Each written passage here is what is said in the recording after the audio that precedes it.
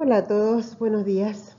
Bueno, tenemos que encontrarle la forma a dar clases que no sean presenciales, así que esto también es nuevo para mí. Vamos a reemplazar las clases presenciales por clases virtuales. Voy a tratar de ponerles la voz a estos PowerPoint que ya estaban armados. Entonces les puedo explicar lo que yo pensaba darles en clase.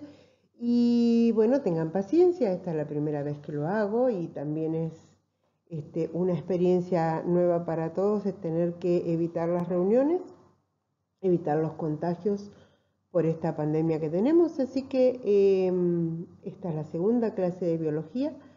Voy a darles la clase de esta manera y después vamos a explicar cómo van a ser los trabajos prácticos, ¿sí?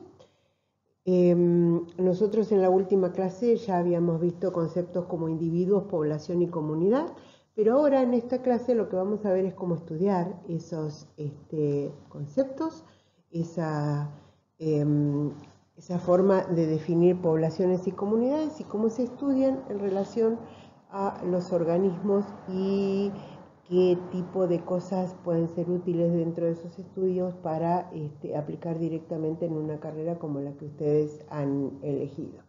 Esta es el programa de lo que vamos a ver hoy y lo que vamos a explicar en este PowerPoint. En una primera diapositiva vamos a volver sobre el concepto de individuo y vamos a incorporar el concepto de especie. Cuando hablamos de individuo, nosotros estamos pensando en algo que es un uno, algo que es indivisible, puede ser un ser vivo, animal o vegetal, perteneciente a una especie, y acá incorporamos un nuevo concepto que ahora vamos a definir, considerado independientemente de todos los demás.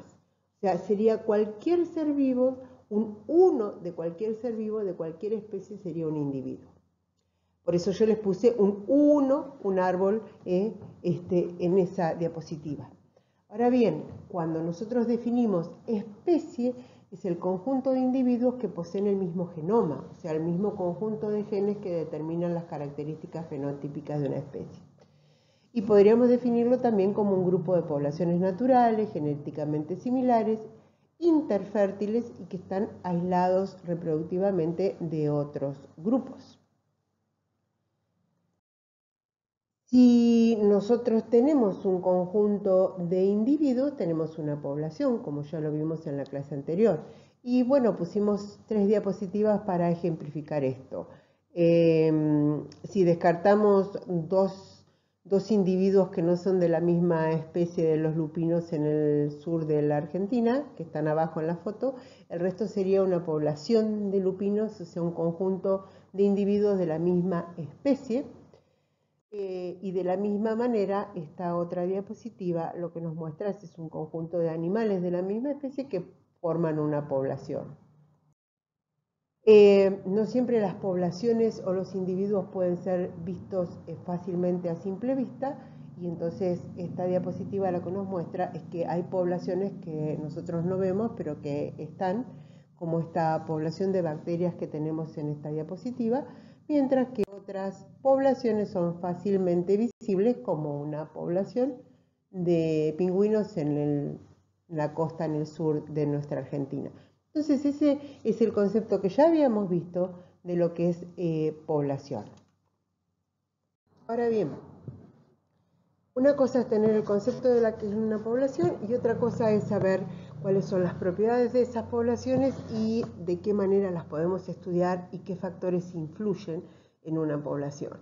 Entonces acá hay una lista de las propiedades de las poblaciones que nosotros vamos a ir analizando una por una, como densidad, patrones de crecimiento, distribución de las poblaciones y regulación del tamaño de la población y las interacciones que puede haber en las poblaciones.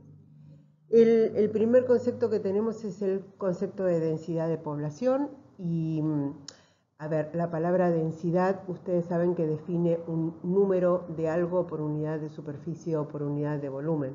Las fotos que muestran dos situaciones diferentes con unas poblaciones de ovejas marcan bien claramente que en una de ellas hay una densidad mucho menor que en la otra, o sea, hay un menor número de animales por superficie que en el otro caso. Ahora, ustedes piensen en una población en condiciones naturales y seguramente vamos a estar pensando qué cosas hacen que uno tenga una población que pueda variar en densidad. Y bueno, los nacimientos y las muertes son especialmente cosas que determinan la cantidad de individuos que yo voy a tener en una población. Por eso, cuando uno pone factores que influyen en la densidad de población, lo primero que nombra son la tasa de natalidad y la tasa de mortalidad. Si lo van pensando, cuando los nacimientos superan a las muertes, vamos a tener un aumento en la densidad si conservamos el tamaño de la parcela en la cual estamos considerando el número de animales o de organismos. Y si contrariamente nosotros tenemos una tasa de mortalidad muy alta, muy probable que la densidad en el mismo lugar disminuya porque desaparecen más individuos de los que se incorporan a esa población, ¿verdad? Pero no solamente cuando hablamos de densidad de población tenemos que pensar que la densidad está dada por lo que nace y lo que se muere, sino por algunos factores como son a veces los movimientos de los individuos dentro de las poblaciones. Uno de los factores que influye sobre esas densidades de poblaciones son las migraciones. ¿Y a qué me refiero con migraciones? ¿Y por qué es ejemplo de un cisne cuello negro? Para los que son locales, saben que a veces durante una época del año nosotros tenemos una alta densidad de cisnes de cuello negro en las costas del río. O sea, vienen durante una época del año, ellos vienen durante la época en que tienen sus crías, las crían hasta cierto tamaño y después emigran, o sea, migran hacia otro lugar. Entonces, las poblaciones de los cisnes cuello negros en esta zona son dependientes del momento del año, son dependientes, las densidades de poblaciones son dependientes de si vinieron como para aumentar su procreación en un lugar tranquilo o si se fueron a buscar otro tipo de lugares con más comida durante el invierno. Entonces, como muchos cisnes incluso quedan y no hacen migraciones, la población suele ser una población de baja densidad en invierno y hacia la primavera comienza a aumentar la densidad. Entonces ese es otro factor que aumentaría una densidad poblacional de organismos en un determinado lugar. Y vamos a incorporar este gráfico porque, a ver, es un gráfico que tenemos que manejar tanto ustedes como futuros veterinarios como nosotros como agrónomos o los biólogos o todos los productores, que es el hecho de referirnos a la capacidad de carga, ¿sí? ¿Y por qué pongo este concepto ahora? Porque nosotros cuando hacemos producciones vamos a aumentar la densidad de individuos hasta tanto podamos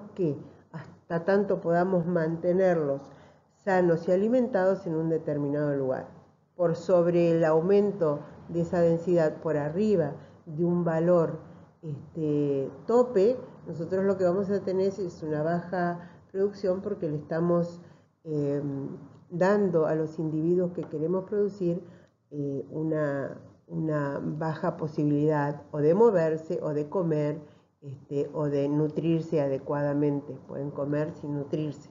Entonces empezamos a incorporar un concepto que ustedes lo van a manejar prácticamente durante toda la carrera, principalmente los que hagan producciones, que quiere decir capacidad de campo. Y fíjense, tiene que ver con el número de individuos que nosotros podemos poner en un determinado lugar y que puedan sobrevivir en buenas condiciones o que puedan aumentar de peso, procrearse, etcétera, etcétera. Hacer todas las funciones de lo que es las capacidades o las características de los seres vivos en buenas condiciones. Entonces, analicen ese diagrama, ese gráfico que está puesto y fíjense que si nosotros analizamos una cosa en el tiempo, ¿sí?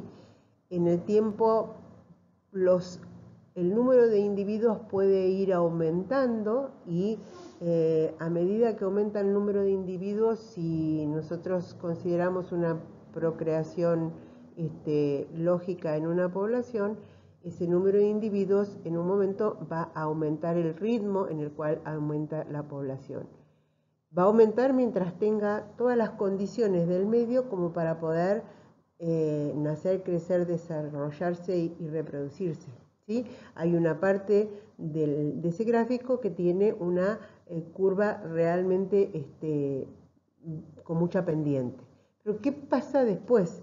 ¿Qué pasa cuando uno llega a un momento en el cual aumenta el número de individuos, pero estamos manteniendo la misma oferta para su alimentación y para su espacio necesario? Esa cantidad, ese aumento en el número de individuos empieza a disminuir, o sea, se empieza a achatar la curva, de manera que nosotros vamos a poder seguir aumentando la capacidad, la cantidad de individuos, mientras nos lo permita lo que se llama la capacidad de carga de un sistema. O sea, un determinado lugar va a aceptar un aumento de la población hasta determinado nivel. Por arriba de eso se va a autorregular porque no le vamos a poder dar más alimentación o más espacio como para que la población se aumente. O sea, hay un tope del número de individuos de una población para incorporarse en un determinado lugar. Eso se llama capacidad de carga.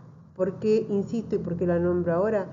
Y porque aquellos que son de campo y aquellos que pretendan orientar la carrera hacia las producciones saben que el lugar y la oferta de alimentos va a estar directamente relacionada a la capacidad de carga. Por eso es que aumentamos o incorporamos en este momento ese concepto. Otro factor a tener en cuenta es la distribución que puede haber de las poblaciones, y estos gráficos muestran tres circunstancias en que se pueden dar.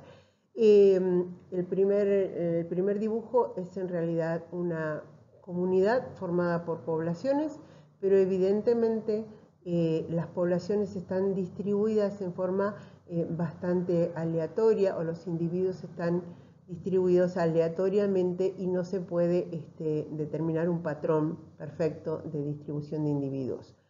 En la otra fotografía de arriba lo que vemos es como algo muy uniforme, una distribución muy uniforme, en donde para cada individuo hay un determinado espacio y hay una determinada distribución que es casi equidistante. Y en la tercera diapositiva lo que tenemos es una distribución en grupos, y eso tiene que ver con la distribución de las necesidades que tengan los individuos para alimentarse o para desarrollarse en un determinado espacio. Entonces, la distribución de individuos dentro de una población puede adquirir diferentes tipos o diferentes distribuciones. Por otro lado, hay otros factores a considerar cuando hablamos de regulación de tamaño de población, que así como hablábamos de capacidad de campo en cuanto a la alimentación y el espacio necesario, a veces hay otros factores limitantes, y esos factores limitantes pueden ser, por ejemplo, condiciones extremas que se pueden dar en determinados lugares. Si ustedes miran la primera fotografía, están viendo un lugar a donde evidentemente las condiciones aparecen como no favorables para la vida. Están fluyendo líquidos a alta temperatura, muy probable que estén en la base de un volcán o de alguna formación geológica que permita la salida del exterior de esas condiciones de tanto calor, y normalmente con una composición química muy particular. Y sin embargo, en la parte de atrás de la misma diapositiva ven un bosque de árboles. Entonces, lo primero que uno tiende a pensar es, bueno, hay factores limitantes que en el caso de adelante no permitirían la vida, y estamos totalmente equivocados. O sea, permiten la vida de otro tipo de organismos. Y se los nombro ahora, ¿por qué? pareciera que vida habría solamente en el lugar a donde están los árboles, sin embargo, en estas aguas calientes, humeantes y con composición química diferente a lo que conocemos como lugares de vida de árboles y animales, existen unos organismos que son considerados extremófilos, o sea que habitan en condiciones extremas, como son por ejemplo las arqueas, que pueden vivir en esos lugares. Entonces, no todo lo que vemos en primera instancia tenemos que dejarnos llevar por la primera deducción que se nos ocurra. No es que los factores limitantes limiten totalmente o eviten totalmente la vida, sino que puede haber diferentes formas de vida. Y las otras dos diapositivas de abajo están para explicar estrategias de vida. ¿Por qué? Porque las variaciones que va a haber en la composición de una población de bacterias, por el solo hecho de que las bacterias se reproducen en un tiempo muy corto y en cantidades grandes, sabemos que la variación de una población de bacterias puede ser muy rápida. Si nosotros consideramos la variación en una población de elefantes y sabemos que el tiempo de gestación es muy largo y que no van a tener nunca muchos elefantitos en un año, sabemos que por más que la procreación se lleva adelante, la variación en la población va a ser lenta. Entonces, esas son condiciones con las cuales nosotros hablamos de factores que regulan el tamaño de una población, ¿sí? Y ahora bien, nosotros tenemos que dentro de una población los individuos de una misma especie se van a desarrollar y se van a relacionar de formas bastante particulares. Entonces, dentro de las asociaciones dentro de una población, que vamos a incorporar la primera palabra que ustedes tienen que diferenciar de una que vamos a nombrar cuando hablemos de comunidades. Cuando hablamos de relaciones dentro de una población, como nosotros lo que tenemos son todos individuos de la misma especie, ¿sí? Las relaciones van a ser intraespecíficas, hacia adentro de la especie, intraespecíficas. Y esas intraespecíficas son relaciones de los individuos de las poblaciones. Y dentro de esas relaciones vamos a tener agrupaciones, colonias y sociedades. Las asociaciones pueden ser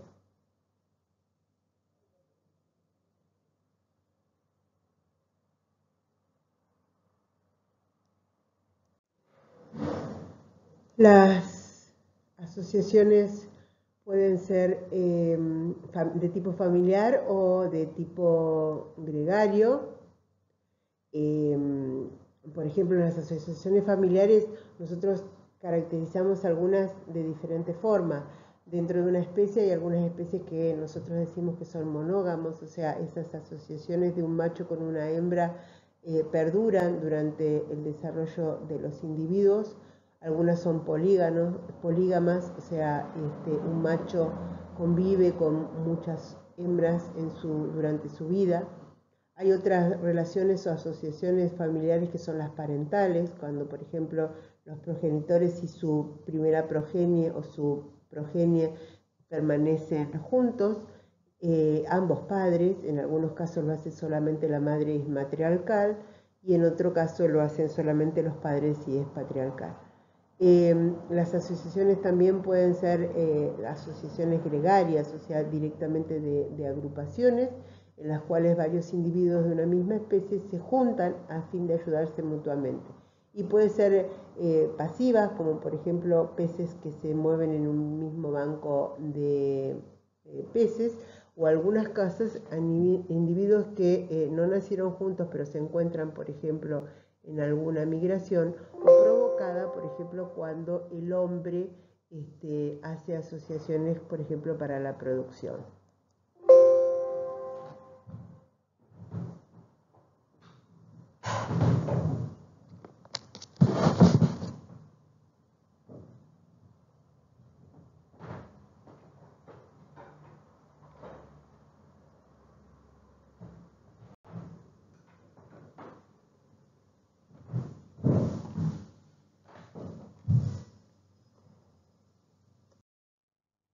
Bueno, he tenido algunos inconvenientes, como vieron, porque se me estaba quedando sin cargar la computadora, pero bueno, son cosas que pasan.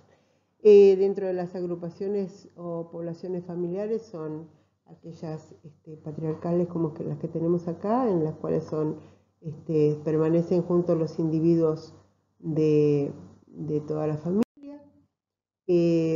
Puede ser algún otro tipo de unión entre especies, son las que forman las colonias, que es la unión de varios individuos formados, por ejemplo, por gemación, o sea, una reproducción asexual. Muchas veces pueden permanecer unidos formando una colonia. Y este tipo de colonias que permanecen unidos y se autoprotegen entre ellos, pueden ser que tengan formas iguales, entonces es homoforma, o pueden ser que tengan formas diferentes y se denominan heteroformas, en las cuales hay como una función diferente de acuerdo a la forma que tienen, pero todo participa en lo que es perseverar en la colonia. Uno de los ejemplos son los corales, ¿no es cierto?, que van formando o van teniendo diferentes formas en su colonia y también tienen funciones diferentes como después podemos ver. Hay otro tipo de agrupaciones dentro de las poblaciones que son las sociedades, en las cuales la unión de varios individuos está como jerarquizada, ¿no es cierto? Es típico en los insectos que tienen una forma social de organizarse o de jerarquizarse, como por ejemplo en las abejas, a donde hay una función diferente entre la reina, los zánganos y las obreras, y otro ejemplo serían las hormigas, ¿no es cierto? Pero en todos esos casos lo que nosotros hemos tenido podemos comprobar que hay una sociedad en la cual cada estatus, cada nivel cumple una función. Por eso es que a veces se llaman también poblaciones estatales o poblaciones jerárquicas, porque no todos los individuos tienen el mismo nivel, el mismo reconocimiento y la misma función. Vamos a incorporar ahora un concepto que está relacionado con las poblaciones, que es el hábitat, y que fíjense cómo está escrita la definición. Es un ambiente que ocupa una población biológica, ¿no es cierto? Entonces es el espacio que reúne las condiciones adecuadas para que una especie pueda residir, reproducirse y perpetuarse. ¿Y por qué pongo ese ejemplo en esa diapositiva? Porque una de las cosas que nosotros estamos alterando la población humana con la influencia que ejercemos sobre el ambiente y los cambios climáticos es desaparición de algunos hábitats típicos, como por ejemplo las áreas árticas y antártidas, o el área ártica para los osos polares. Entonces estamos cambiando las condiciones y por lo tanto estamos destruyendo lo que sería el hábitat de estos animales.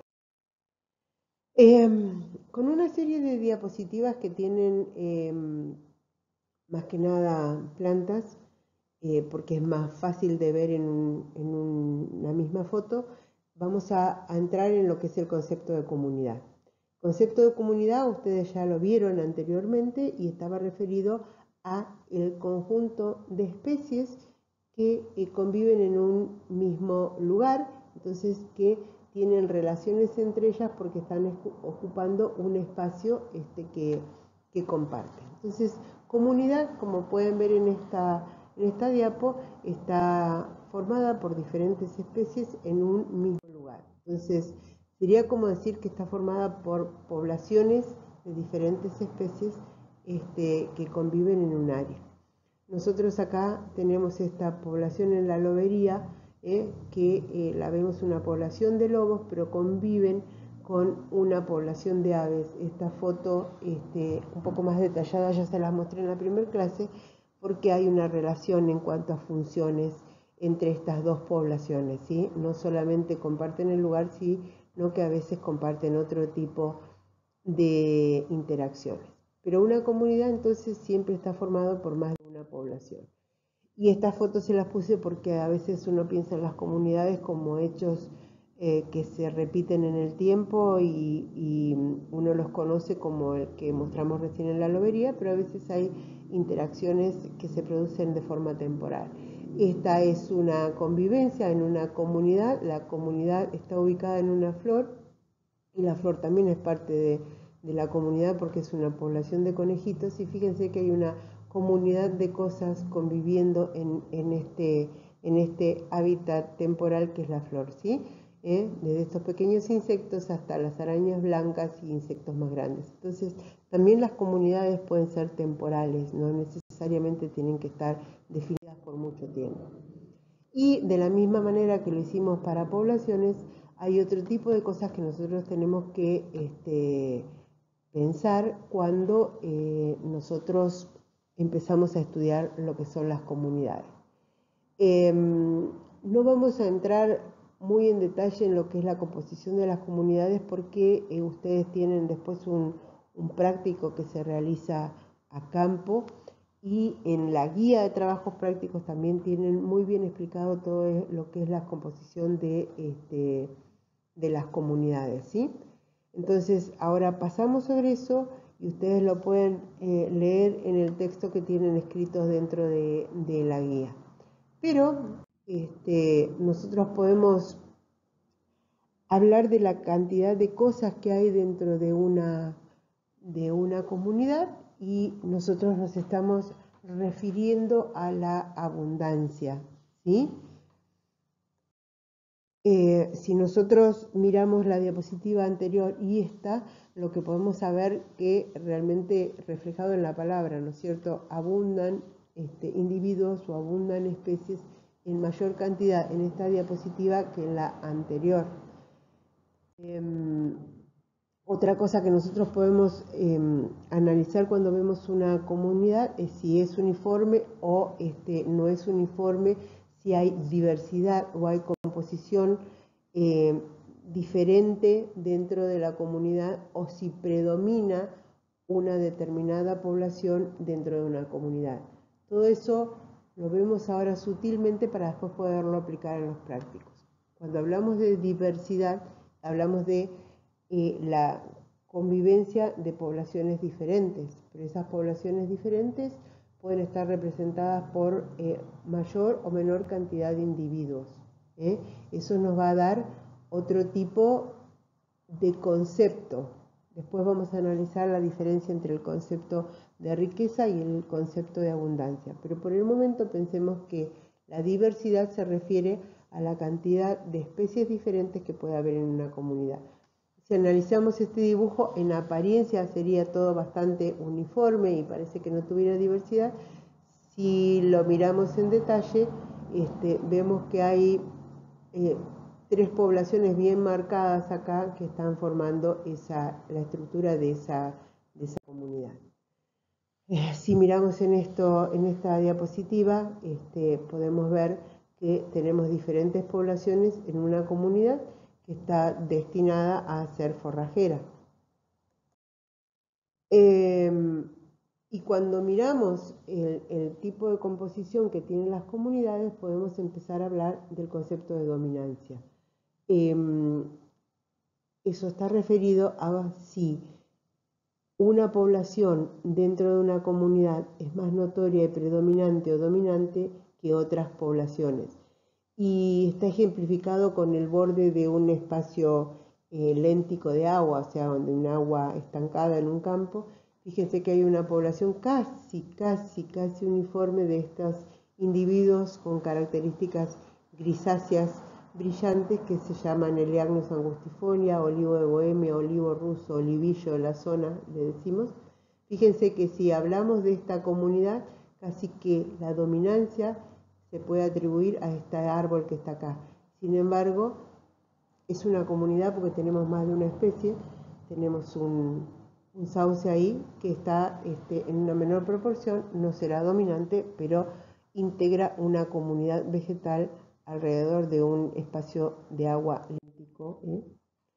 De la misma forma o similar podemos estar ejemplificando que hay hábitats de la comunidad que puede ser compartida por más de una especie. Normalmente en el sur es bastante lógico ver que el mismo hábitat puede ser compartido, por ejemplo, con los guanacos y los ñandúes. O sea, es una comunidad que está formada por diferentes tipos de animales y que comparten un hábitat que es favorable para ambos. Cuando nosotros hablamos de la composición de una comunidad, si estamos viendo una comunidad vegetal, fíjense que nosotros tenemos que considerar comunidad a todo lo que vemos en la foto mayor, y parece que esta comunidad fuera solamente de árboles, pero si comenzamos a aplicar un zoom al espacio que vemos amarronado abajo, está compuesto por un montón de especies que componen otro tipo de estrato dentro de una comunidad. O sea, esta comunidad no es homogénea, es una comunidad porque conviven diferentes especies y ellas están en diferentes lugares y cumplen diferentes funciones. Esta diapositiva tiene vacas abajo de unos árboles y tiene pastos abajo. Y es más que nada para definir un concepto que se llama nicho ecológico, y que en realidad a veces se confunde el nicho como el lugar a donde están determinados organismos. Pero hay que ser amplio cuando uno entiende el concepto de nicho y pensar que nicho está referido a las condiciones que unos organismos proveen para otros, o sea, incluye tanto a los organismos productores como a los consumidores primarios. El nicho implica que en un determinado lugar va a haber una producción que pueda adaptarse al consumo de otros organismos. O sea, no es solamente pensar en el lugar per se, en el lugar físico, sino en el lugar funcional. Hay un nicho ecológico que implica la convivencia de determinadas poblaciones de productores y de consumidores en un lugar, y son particularmente importantes cuando nosotros consideramos las producciones en nuestras carreras u ocupaciones. Hay algunas cosas que también tenemos que pensar, es que hay algunas asociaciones bastante fijas, bastante características de diferentes poblaciones, o sea que también serían una comunidad, en la cual esas asociaciones pueden dar lugar a organismos que incluso, a organismos formados por otros organismos que incluso reciben nombres muy particulares, como por ejemplo cuando hablamos de los líquenes, nosotros sabemos que son organismos que se forman por la simbiosis, o sea, por el trabajo conjunto entre un hongo y un alga, y mientras el alga le puede ofrecer alimento al hongo, que es heterótrofo, como vamos a ver después, y el hongo le va a ofrecer la protección. Pero principalmente estamos poniendo esta diapositiva acá, especialmente para que ustedes piensen que algunos individuos o algunas asociaciones pueden considerarse indicadores biológicos. Cuando hablamos de contaminación, siempre la presencia de líquenes se encuentra generalmente en lugares con baja contaminación, a menos que sean líquenes especialmente adaptados a una especie particular de contaminación. Y cuando nosotros hablamos de poblaciones de determinadas plantas incorporadas en las comunidades forrajeras, por ejemplo, de zonas como esta que tenemos acá, de una zona semiárida, hay algunas plantas que forman poblaciones, que esas poblaciones conviven en comunidades forrajeras espontáneas, y cuando esas poblaciones son predominantes, se usan como indicadores biológicos o bioindicadores. Yo les puse una de esas plantitas, es plantago patagónico. Normalmente cuando plantago patagónico se encuentra en altas cantidades, quiere decir que nosotros estamos sobrepastoreando el lugar en cuestión. Se suelen ver en mayor cantidad en los lugares de paso, en las esquinas de potreros, en los alrededores de las aguadas, en lugares sobrepastoreados. O sea, no quiere decir que los animales no las coman, sino que no es la preferencia inicial. Por lo tanto, esa población dentro de una comunidad puede servir de indicador biológico a los fines prácticos. Cuando nosotros hablamos de estratificación dentro de una comunidad, esto que les estoy mostrando en este momento sería una comunidad pluriestratificada. ¿Por qué?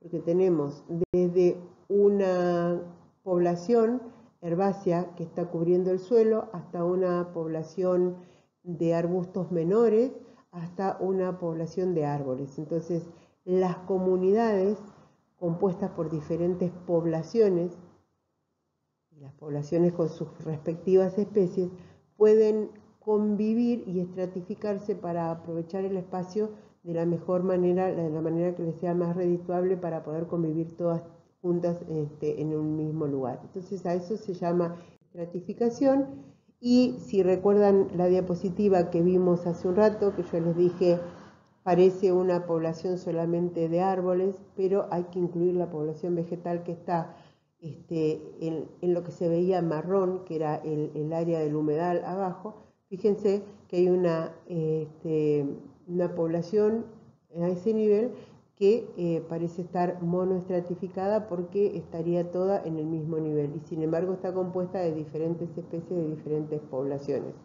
Si la tomamos a ella sola es monoestratificada, si la tomamos en relación a la población con respecto a los árboles es una población pluriestratificada. El siguiente dibujo tiene que ver con los límites de una comunidad y también uso principalmente un espacio de agua y unos árboles y pastos y unos pequeños animalitos como para poder definir esto en forma fácil. Si tenemos un espacio de agua, nosotros ya podemos definir que las comunidades que van a vivir en este espacio van a ser diferentes de las comunidades terrestres. Entonces, a veces los límites en las comunidades son abruptos y tenemos este tipo de límite que marca la diferencia o el cambio abrupto entre un espacio con agua y un espacio terrestre. Entonces, acá hay una comunidad aérea, una comunidad terrestre, una comunidad en el agua que tienen límites bien definidos. Pero si nosotros ponemos esta diapositiva, que todos los que vayan a caminar por la barda o andar en bici la pueden encontrar y volver a mirar. Si ustedes miran ese caminito que sube, prácticamente nosotros estamos considerando colores muy similares, pero no totalmente idénticos, y comunidades que son diferentes, pero cuyo límite o fractura no se nota de la misma manera que veíamos en la diferencia de una comunidad que tenía un espacio acuático y otro que tenía un espacio terrestre. Entonces le estamos incorporando otro concepto que es el de ecotono. Cuando nosotros queremos comparar, en la parte de arriba de esta foto vemos una comunidad de arbustos xerófitos, es decir, de regiones áridas o semiáridas. En la parte de adelante de la diapositiva vemos unos arbustos, unas plantas que son grises, que son otro tipo de olivillo. Y si nosotros quisiéramos diferenciar o marcar un límite neto entre las dos poblaciones dentro de esa comunidad, sería como muy difícil, ¿no es cierto? Y la comunidad que está entre la comunidad que está formada principalmente por arbustos y la comunidad que está formada por el olivillo y sus convivientes, en el medio hay una parte del límite entre las dos comunidades que es un límite de transición. y entonces ese límite de transición a donde las características de una y de otra comunidad se juntan y se confunden se denomina ecotono.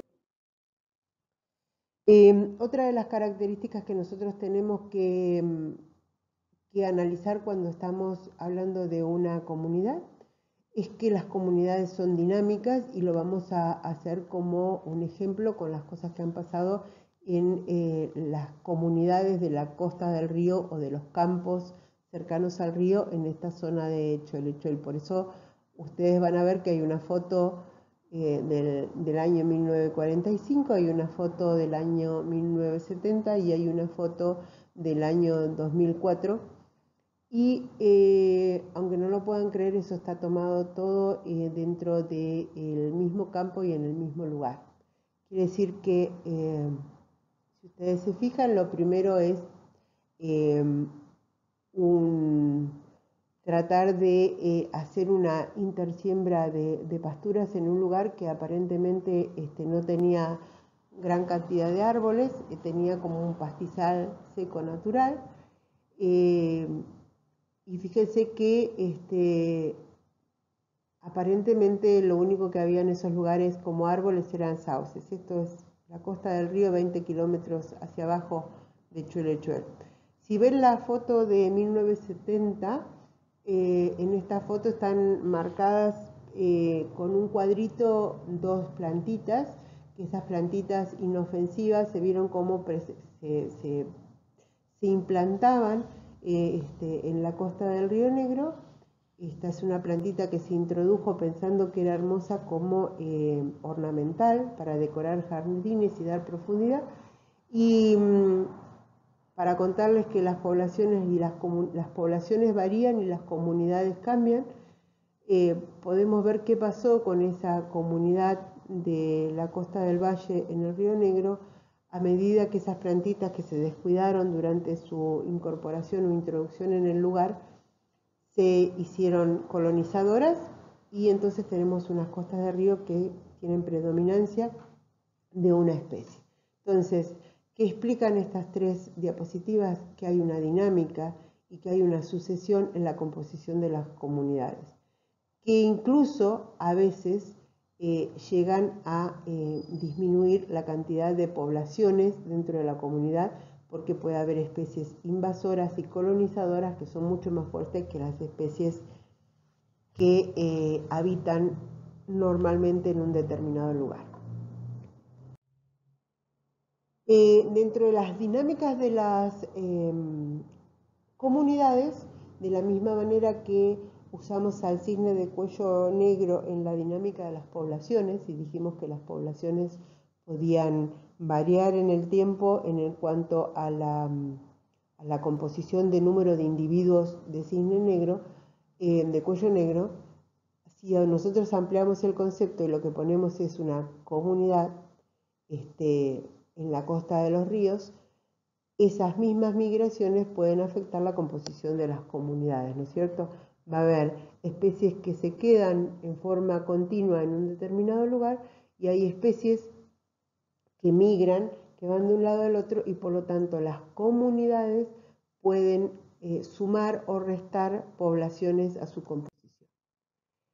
Entonces, el concepto interesante que nosotros tenemos que recordar es que poblaciones es conjunto de individuos de la misma especie, comunidades es un conjunto de poblaciones, por consiguiente, en una comunidad vamos a tener especies diferentes. Recuerdan que hace un montón de diapositivas yo les hablé de las relaciones que había entre los individuos de una población, y les dije que las relaciones eran intraespecíficas porque eran hacia adentro, relaciones hacia adentro de la especie. En cuanto a comunidades, las relaciones son interespecíficas porque las relaciones son ¿entre qué? Entre especies diferentes, entre especies de poblaciones diferentes. Y acá tenemos una lista de las relaciones interespecíficas que podemos tener, y las vamos a ir viendo con determinados ejemplos. Esta diapo que tenemos acá mostrada, fíjense que tiene una foto más chiquita, para mostrarles la competencia que puede haber o las relaciones que puede haber entre diferentes especies cuando, por ejemplo, se compite por comida.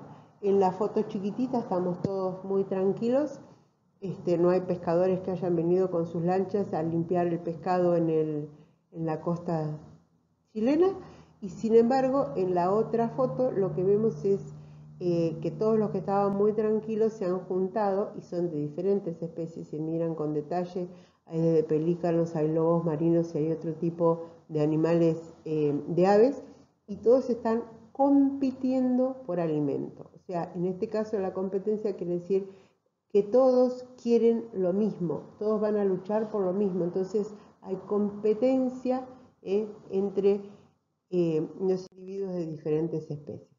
Cuando ustedes hablen de competencia en los sistemas de producción, también va a haber competencia en las comunidades agrarias que ustedes puedan llegar a producir. Esta es una foto típica donde tenemos individuos de bovinos, ovinos y porcinos, y en realidad nosotros tenemos este área para alimentarlos. Entonces, estamos pensando que los individuos de las diferentes poblaciones están compitiendo por la comida que se les ofrece en ese determinado área en el cual están conviviendo. Entonces, ese es el concepto de competencia. Hay algunos otros conceptos cuando nosotros tenemos más de una especie en una comunidad. Puede ser que algunos individuos se tengan que alimentar y para alimentar necesiten alimentarse de otro individuo de otra especie, pero por ejemplo en este caso son animales matando un animal para comer. Entonces esto se llama predación y es la relación que puede existir entre dos especies, ¿no es cierto? Hay animales carnívoros que predan, que cazan para poder comer. Entonces eso también es una relación entre diferentes poblaciones que están adentro de una comunidad, que muchas veces no se da a la inversa, ¿no es cierto? Tenemos una cadena trófica que vamos a ver antes de terminar la clase de hoy, las primeras diapositivas para explicar. Eso se llama predación. Pero hay algunas otras características en las cuales hay una simbiosis, o sea, hay una situación de ayuda que puede ser mutua o no. Cuando hablamos de comensalismo, un ejemplo típico que se da para el comensalismo es en el cual ustedes ven un tiburón, que si ustedes lo ven está nadando con una rémora que está unida a su parte de abajo. Esa relación se llama comensalismo, ¿por qué? Porque la rémora en realidad va comiendo lo que se le va saliendo de la boca al tiburón. Entonces, la relación es así, al tiburón la comida se le cayó, o sea que, y se iba al agua, o sea que a él no le hace ni mal ni bien que la rémora esté abajo comiéndose eso. Pero sin embargo, a la rémora la relación está en conjunto entre dos especies es sumamente positiva, porque es la forma en que ella se alimenta. Entonces, uno se beneficia, el otro es indiferente. En este caso, el comensalismo está dado entre dos plantas. Esta planta se apoya, no es parásito, no mete austorios dentro del árbol. Entonces, en realidad la relación es así. Esta planta se apoya sobre la otra. A esta no le hace nada porque como ella no la parasita, en realidad no le influye. Y a esta sí, porque puede obtener mayor cantidad de luz, puede fotosintetizar de una forma diferente. Es también un ejemplo de comensalismo entre plantas. Ahora bien, hace un rato hablábamos de los líquenes como comunidades y aparte como forma de poder ser un indicador, pero ahora vamos a hablar de los componentes de esos líquenes y ver cuál es la relación entre ellos. Un líquen es una alga más un hongo y la relación es de mutualismo. Mutuo es la ayuda que se dan uno a otro. O sea, el alga le va a proporcionar alimento, el líquen le va a proporcionar protección y condiciones para que el alga se pueda desarrollar. Pero la ayuda es mutua. Uno sin el otro no puede sobrevivir a las condiciones que se le pueden presentar. Entonces, cuando la ayuda es mutua, la relación se llama mutualismo. Un ejemplo son los líquenes.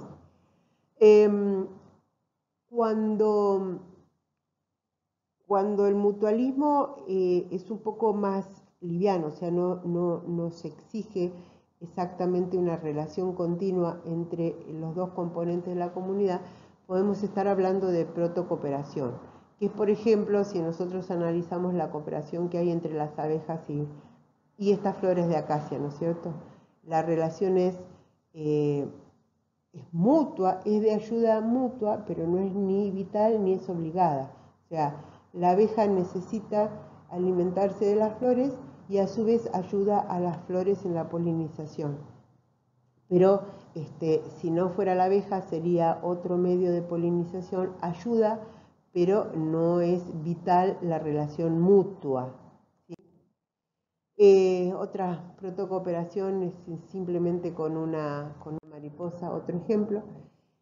Y otro ejemplo de las relaciones que puede haber entre individuos de diferentes especies es el parasitismo. Y en este caso le pusimos un ejemplo de un parásito de los animales que son bastante fáciles de ver y que pueden ser muy dañinos. Las garrapatas pueden vivir en los animales y no solamente vivir en los animales, sino perjudicar a los animales. Ellas se benefician, el animal que atacan no. O sea, en realidad le está provocando un efecto negativo. Entonces el parasitismo, uno se beneficia y el otro en realidad no solamente no se beneficia, sino que sufre los efectos de ese parasitismo. De la misma manera, pueden a veces resultar letales, ¿sí? De la misma manera, si ustedes han visto en las chacras, muchas veces son muy notables en los cultivos de alfalfa, algunos manchones naranjas, a donde vemos como hilos naranjas que se pegan y se enriedan arriba de las plantas. Y esto es un caso de parasitismo en vegetales, y el parásito se llama cuscuta, necesita sacarle los nutrientes a la planta, por lo tanto introduce sus austorios dentro de la planta y lo parasita. Entonces le saca comida y la debilita hasta morir o hasta ahogarla directamente. Entonces la relación es de parasitismo. Y si vamos a otro tipo de relaciones ya más puntuales, uno sería el amensalismo, en los cuales uno de los componentes de la comunidad resulta perjudicado y otro no manifiesta un cambio aparente. Como por ejemplo, en este caso, la parte de abajo, en la foto más grande, la parte de abajo está muy sombreada y en esta asociación o convivencia resulta perjudicada porque no tiene luz para sobrevivir, mientras que la de arriba ni le va ni le viene porque realmente ella puede interceptar los rayos solares y no necesariamente se perjudica la parte de abajo. Hay una placa de Petri en el otro lugar a donde algunos hongos pueden vivir y pueden perjudicar a una población de bacterias, y sin embargo al hongo la población de bacterias no le afecta.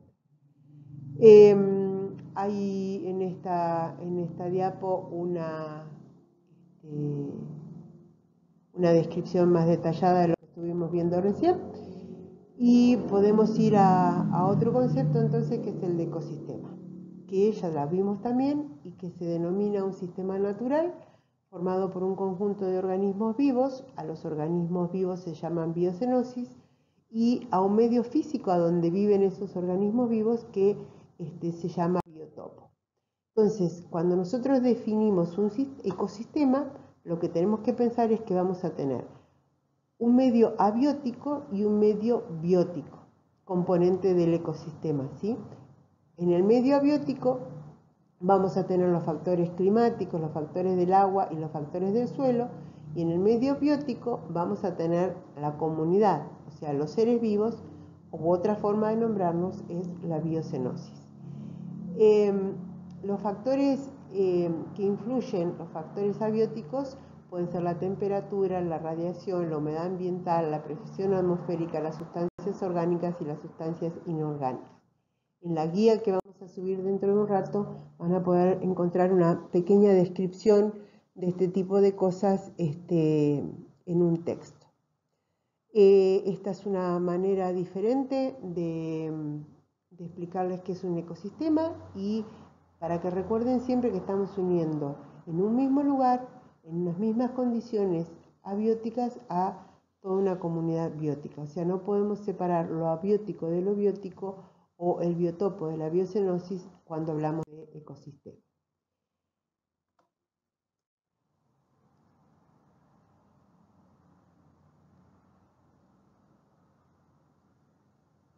Bien, esta otra diapositiva que tenemos acá se refiere al concepto de bioma o paisaje bioclimático o área biótica, en la cual lo que definimos es una parte del planeta que comparte clima, vegetación y fauna, o sea, serían el conjunto de ecosistemas característicos de una determinada zona.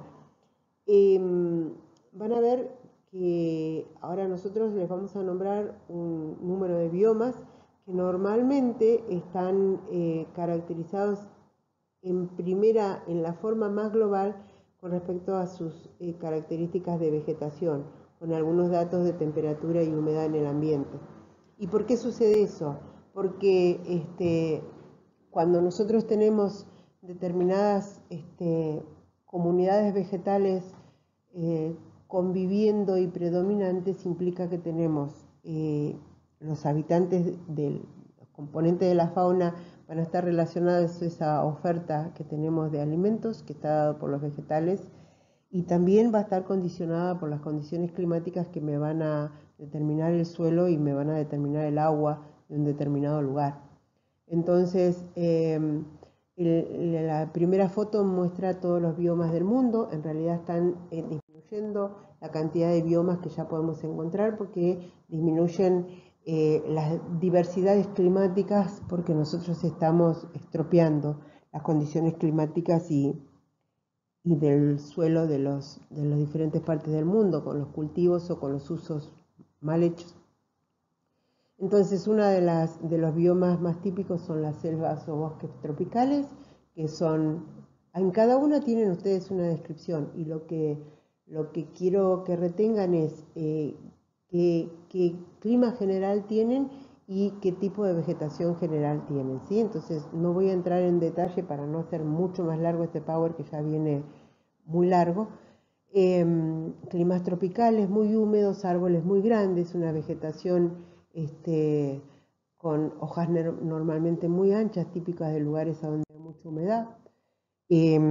Otro bioma típico es la sabana, que es un clima tropical, pero que se caracteriza por largos periodos de sequía. Entonces nosotros tenemos muchas de estas espacios representando a las sabanas en la Patagonia, por ejemplo, nuestras estepas patagónicas pertenecen a ese lugar. Las características que son tiempo de sequía, baja cantidad de árboles o matorrales o arbustos. Entonces eso es una sabana, están en diferentes lugares del mundo también, en África también existen, pero la nuestra es un ejemplo.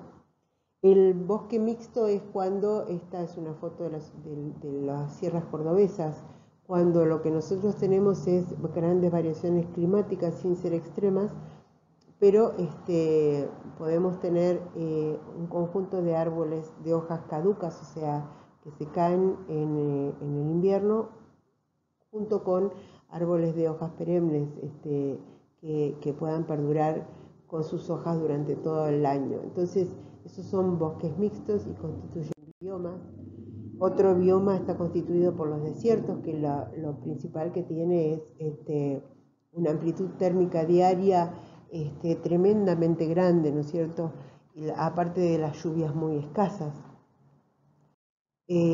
Otro tipo de biomas son los bosques netos de coníferas, lo que nosotros consideramos o conocemos vulgarmente como pinos, cipreses, etcétera, que tienen hojas o agujas que perduran o que cambian en diferentes momentos, por lo tanto tienen ese verde o ese color durante todo el año.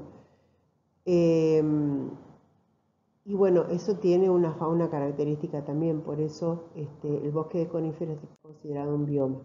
Otro bioma que es bastante interesante para estudiar es la tundra, a donde lo que tenemos son un clima frío y seco, temperaturas extremas de menos 51 grados. No hay árboles y lo que tenemos es un estrato herbáceo que predomina, ¿sí? Con esas características, y si buscan la fauna que tienen, algunos de los representantes son esos que se encuentran en la foto. Ya lo habíamos nombrado en la primera clase, pero nosotros tenemos que considerar que no tenemos solamente vida en lo que vemos así a simple vista, sino que tenemos vida desde determinadas profundidades en los océanos hasta determinada altura en la atmósfera. Entonces, llamamos biosfera a todos los lugares esos que pueden ser habitados por organismos vivos. Le puse algunas fotos porque evidentemente nosotros tenemos no solamente los lobos que vemos en las piedras en esa foto, sino unas comunidades que habitan en el agua, esto es Ushuaia, hasta comunidades que habitan en la parte nevada y comunidades mucho más visibles en las márgenes arbóreas que tenemos en esa cordillera. Pero también hay en ese espacio aéreo por arriba de esas montañas también hay vida y es parte de la biosfera. Algunas fotos como para pensar que no solamente tenemos vida donde están los árboles o los animales que vemos, sino que a veces ese agua que tenemos abajo puede tener unas comunidades sumamente diversas y importantes para estudiar. Si nosotros juntamos lo que vimos en esta clase con la clase anterior, nosotros tenemos que hay niveles de organización desde que incluyen materia viva y no viva, que nosotros lo podemos empezar en los niveles subatómicos hasta la biosfera, ¿sí?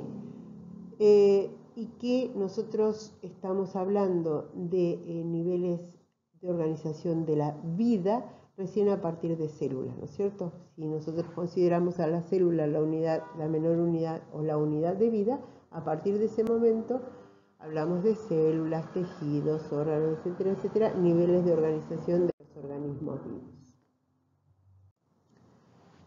Cuando nosotros ya hablamos entonces de los niveles de organizaciones, pero ahora tenemos que pensar que hay que describir un poco lo que son los recursos naturales, y definimos como recurso natural, así como está escrito en la diapositiva, todos los componentes de la naturaleza susceptibles de ser aprovechados en su estado natural por el ser humano para la satisfacción de sus necesidades.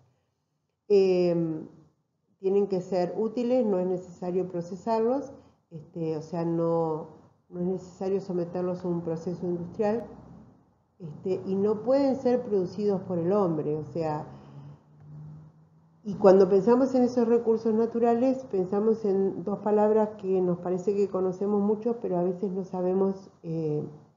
sabemos ubicar conceptualmente. Hay recursos naturales renovables y hay recursos naturales no renovables. Cuando hablamos de recursos naturales renovables, estamos pensando que son aquellos recursos que pueden mantenerse o aumentar en el tiempo, como por ejemplo las plantas, los animales, el agua y el suelo. Piensen bien este concepto, o sea, pueden ellos mismos mantenerse o aumentarse en el tiempo. Saquen la influencia del hombre ahora, ¿no? Porque nosotros podemos hacer uso de esos recursos naturales renovables. Y podemos hacer un mal uso. Pero vamos a la siguiente. Cuando nosotros queremos ejemplificar, ponemos todas estas fotos que tenemos acá y que ustedes pueden mirar con detenimiento. Dentro de esos recursos naturales hay algunos que se llaman inagotables, o sea, es difícil que el hombre, por más que quiera, pueda interrumpir el aporte de luz solar, el viento o el aire. Lo puede usar, pero es muy difícil que lo pueda interrumpir o dejar de generar. Por eso es que podemos usar esos recursos naturales inagotables muy bien como para formar nuestros recursos, nuestro uso normal, sin influenciar en la producción de estos recursos, ¿sí? Esas son las energías alternativas que nosotros tenemos que aprender a usar. Pero también hay recursos naturales que son no renovables, como por ejemplo el petróleo, los minerales, los metales y el gas natural. Y entonces acá vamos a empezar a pensar en dos conceptos de lo que nosotros tenemos que realmente considerar. Cuando nosotros decimos no renovables, no queremos decir puntualmente que no se renueven, sino que la velocidad de renovación es tan lenta que nosotros no alcanzamos a ver su renovación. Entonces, si los usamos mal, no alcanzamos a darle tiempo a renovarse, porque su capacidad de renovación ya de por sí es lenta. Por otro lado, los renovables, nosotros podemos ver cómo se renuevan, pero si nosotros los usamos mal, no les damos tiempo para renovarse y convertimos todo en no renovable. Entonces, la primera advertencia, cuidado que tenemos una cantidad limitada de recursos no renovables, o sea, lo que no se renueva fácil, lo podemos usar, pero no lo usemos todo porque no tenemos más, no vamos a ver que se renueve. Pero por otro lado también es cuidado que si consumimos los recursos renovables a una velocidad mayor de los que ellos se pueden autogenerar, también los estamos agotando. O sea, cuando hablamos de recursos naturales, renovables y no renovables, con más urgencia los renovables que los no renovables, pero todos requieren de nuestra atención. ¿Qué recursos? El agua es una de las fuentes que nos parece fácilmente renovable, sin embargo, mucha la perdemos por mal uso, por contaminación o porque se derrite y se va al mar y nosotros no la sabemos utilizar. Les puse algunas diapos de cosas que es digno ver y meditar sobre ellas. Mientras nosotros abrimos la canilla y dejamos correr el agua o abrimos los canales de riego y regamos por inundación, este es el Valle de Elqui en Chile. Si se fijan, es totalmente árido y sin embargo el valle es uno de los productores de algunos frutos y de viñedos más importantes. Fíjense que incluso tienen estas bandas y estas bandas, esto da hacia, es un valle abierto hacia el Océano Pacífico y lo que ellos hacen es contener la humedad del ambiente, ¿no es cierto? El aire que viene del mar como gotitas de agua en el aire se puede capturar y se puede utilizar para un autorriego, ¿no es cierto? Entonces se protege por un lado del viento, pero por otro lado se captura la humedad del aire. Fíjense que realmente tiene que ser importante la captura porque lo que se ve al costado son montañas peladas, erosionadas, pero esa es una forma de utilizar el agua. Otra forma de utilizar el agua es regando por goteo, no por riegos así por manto, como vamos a ver después en otras materias que podemos hacer con los forrajes que vamos a producir. Otra de las cosas que tenemos que cuidar es la comida y una de las formas es podemos utilizar el recurso renovable de los peces, pero saben que la pesca con redes va a atrapar no solamente los peces que consumimos, sino que va a matar un montón de otras componentes de la comunidad de peces del mar y que normalmente se tiran o se mueren o se capturan en mal estado, ¿no? Porque las redes lo que hacen es aprisionar animales que se van muriendo por presión de unos con otros. Utilizamos lo que nos parece útil y después largamos el resto al mar. Entonces esas pescas tampoco son las adecuadas para conservar recursos naturales renovables. Esto es un cultivo de soja y solamente soja, y lo que quiero mostrarles con esto es que tenemos que evitar este tipo de cultivos o monocultivos. Cuando nosotros hacemos soja, más soja, más soja, más soja, lo que hacemos es consumir siempre los mismos nutrientes del medio y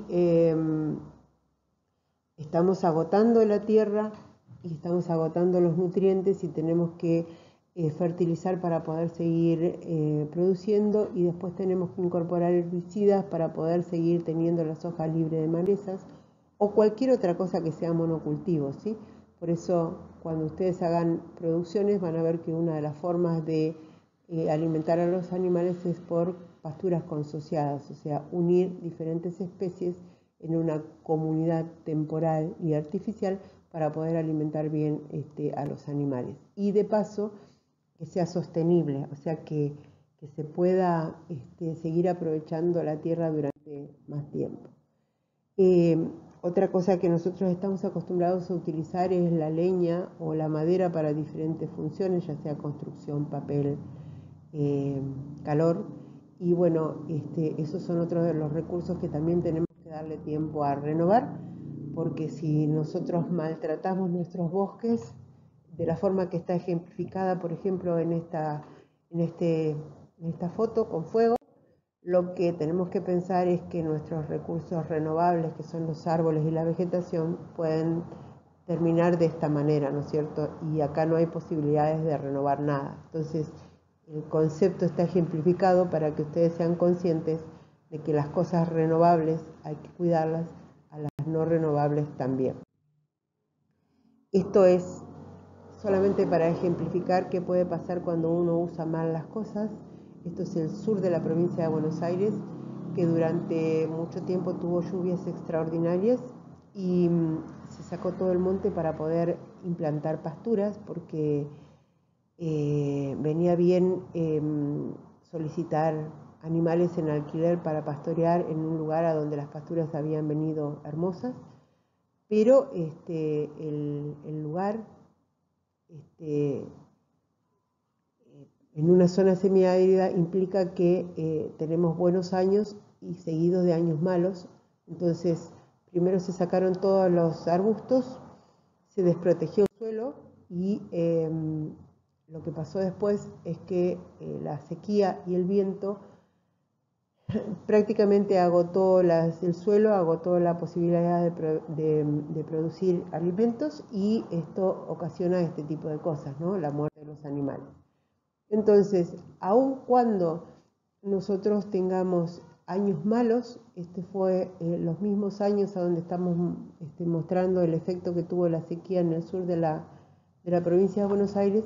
Acá también teníamos las vacas flacas, pero si uno podía moverlas, acomodarlas y utilizar la parte natural protegiendo el suelo, siempre íbamos a tener la posibilidad de seguir con nuestra producción. Esta vaca gorda es para poner que bueno, estamos en zonas a donde los recursos naturales pueden ser dependientes de las condiciones climáticas. Entonces, no podíamos nosotros parar la energía del sol ni el viento, pero sí podemos proteger un suelo para poder tener alimento para los animales. O sea, los recursos son en muchos casos manejables y hay que tener mucho cuidado en cómo se maneja. Volvemos a la foto con la cual yo comencé la primera disertación. Los recursos son diferentes en diferentes lugares de la Argentina y en muchos casos cambiamos las especies animales para poder utilizar los recursos. Pero volvemos a la descripción de una comunidad, ¿no? En este caso es una comunidad rural en la que conviven no solamente los árboles, las forrajeras, los animales de cuidados, el hombre, y le incorporamos la parte no biótica con el cultivo, por ejemplo. Todo depende de un clima que nosotros no lo podemos modificar, pero que sí lo podemos aprovechar, o nos podemos proteger de los cambios climáticos abruptos. Entonces, esos recursos tienen que ser usados de una manera de poder llevar a cabo lo que se llama desarrollo sostenible. Es aquel desarrollo que es capaz de satisfacer las necesidades actuales sin comprometer los recursos y las posibilidades de las generaciones futuras. O sea, no agotemos lo que tenemos porque el resto no va a tener. Es un poco el ejemplo de lo que está pasando en los supermercados en este momento con el coronavirus, ¿no? No agotemos todo lo que en realidad está hecho para que compartamos. Porque no nos vamos a salvar por tener más nosotros si no tiene el de al lado. Así que de la misma manera hay que saber usar y compartir y dejar para las generaciones lo que se llaman los recursos naturales. Y eso se define como desarrollo sostenible y va a ser parte de lo que ustedes van a aprender a desarrollar durante una carrera como es medicina veterinaria.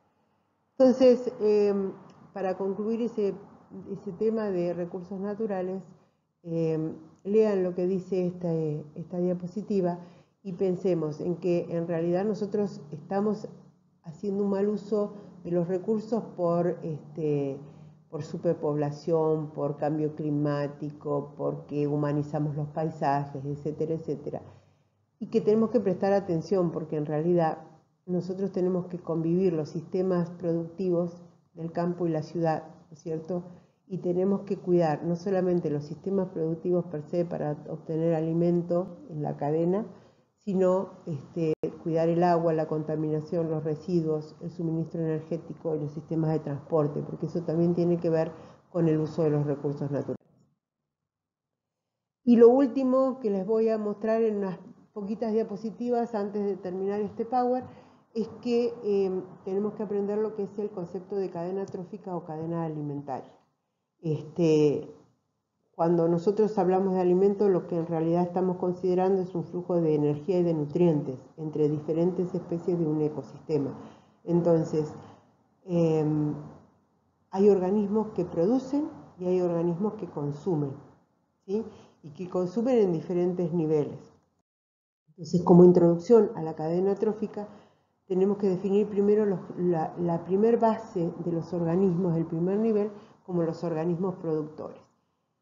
Los organismos productores son aquellos que pueden producir por fotosíntesis y transforman el conjunto de la energía solar que se puede unir con el agua y el dióxido de carbono, y con todo eso pueden producir productos de una cadena mayor que se llama materia orgánica y liberar oxígeno. Entonces, después vamos a ver el proceso de fotosíntesis, pero en la cadena trófica los organismos productores son aquellos que pueden producir compuestos orgánicos a partir de compuestos tan básicos como el agua, el dióxido de carbono y la energía del sol. Entonces, esos se llaman organismos productores.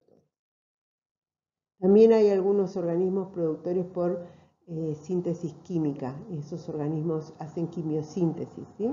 Pero en general están en otros espacios que nosotros no vemos normalmente, entonces lo definimos como organismos productores a los fotosintéticos, son los que generalmente nos interesan mucho en nuestra cadena productiva. Entonces, a partir de que yo produzco un determinado